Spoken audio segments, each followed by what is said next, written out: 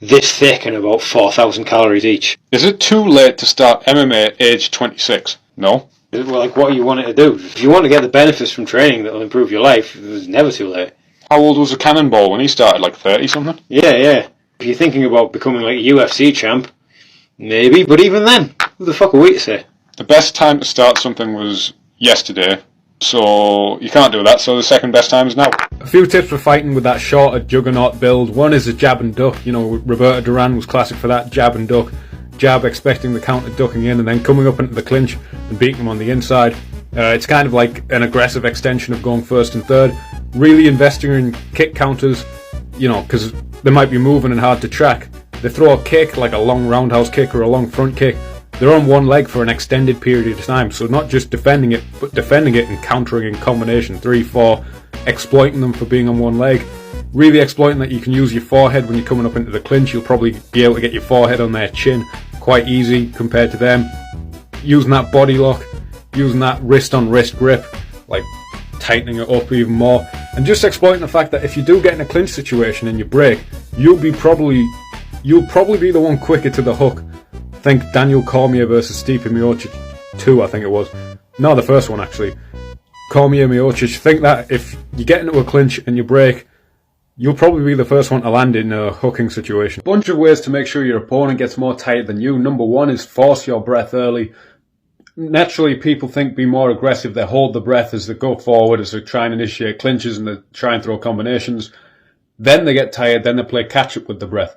I like to force my breath early, force my breath in between exchanges, so I'm always on top of it. I'm on top of it consciously and not having to play catch up. There's actually a point in my world title fight in the third round where we have a big exchange. I explosively defend the takedown, I throw a combination and I get back onto him. And as I get back onto him, I'm forcing my breath so much my gum shield pops out a little bit and I have to push it back in. And I didn't actually take a punch, it just popped out.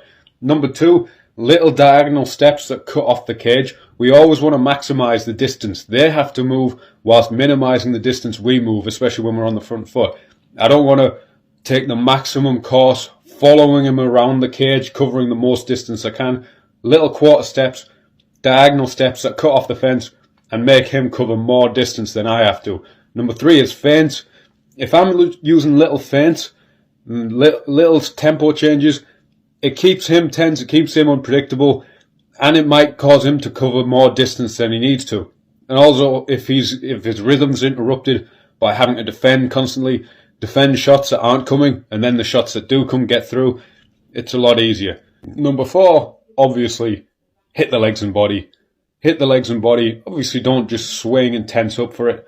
Just pop nice little shots into the body. Underrated shots like jabs to the body, little straight punches to the body can do a huge amount of damage and take the wind out of people in 4-ounce gloves. Liver is king, and by that I don't mean trying to sell people nonsense whilst you're taking 12 grams of special supplements a month. What I mean is that the best target on the body to hit is the liver. You can feel this yourself. The liver is on the floating ribs on the right side. Even just tap your knuckles into your right side on the floating ribs and then your left. The left side doesn't hurt anywhere near as much as the right side. That being said, all across the floating ribs is just a wonderful target to hit. Does a lot of damage.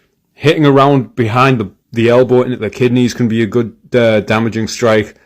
You know, these are good strikes along the floating ribs, especially strikes that come up into it. So on a good body hook, there's a kind of slight upward surging motion into it that comes up into the ribs. Front kicks come up into the ribs, knees coming up into the ribs. Just seem to be more damaging than anything scraping down into the ribs. But anything coming up does a lot of damage. So we're hitting that liver, hitting anything along the floating ribs, and a really underrated target is the back. Obviously, for legality, you can't just get in the clinch and knee someone in the back in MMA. But you see this a lot in Thai because it's legal and it's one of the best scores. And in MMA, even it's legal if someone misses a kick, their back is exposed, and hit that body kick into the back, upper back floating ribs along the back, it can really win someone.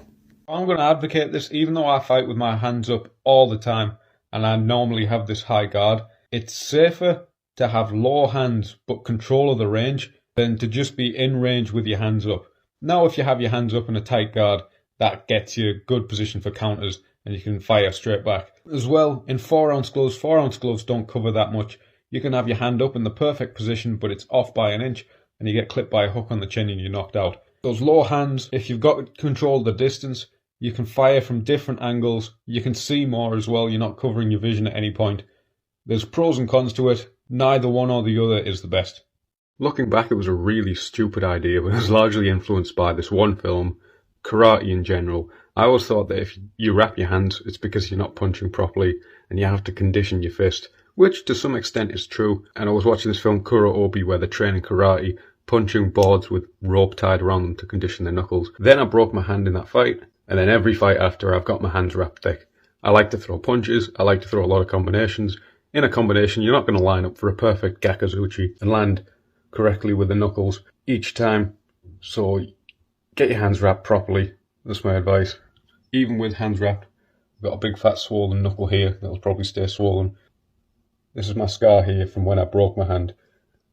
Just get your hands wrapped.